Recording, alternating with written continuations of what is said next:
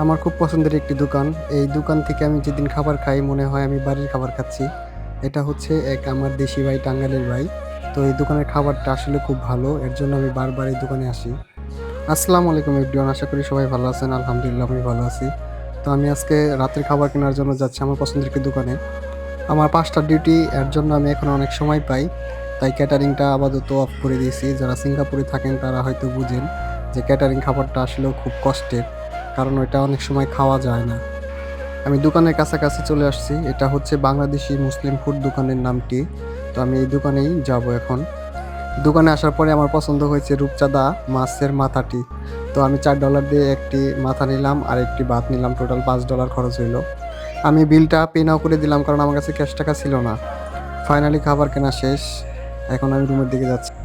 আমার রুমের দিকে যাইতে হলে প্রথমে এই রোডটা পার হতে হবে। এর জন্য সিগন্যালের জন্য অপেক্ষা করতে হবে। সিগন্যাল পড়লে আমি পার হব।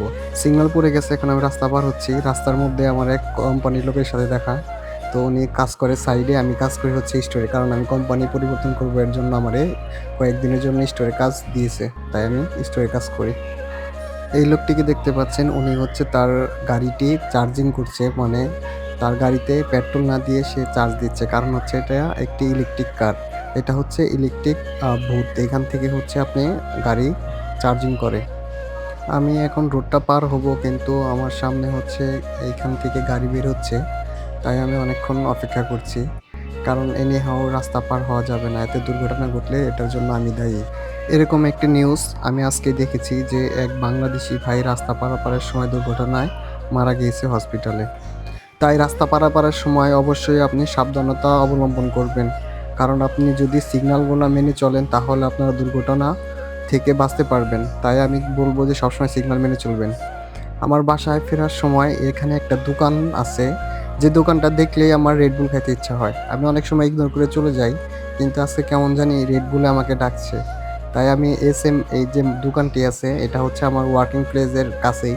তো এখানে আসলে আমার রেড বুল খেতেই হবে, এমন একটা স্বভাব। তো আমি খুঁজতেছি এখানে না, এখানে লাস্টে গিয়ে রেড বুলটা পেয়েছি। তো এখান থেকে একটা রেড বুল নিলাম। আর কি আমি রেড বুল খুব কম খাই, তবুও আজকে খাওয়ার ইচ্ছা হলো।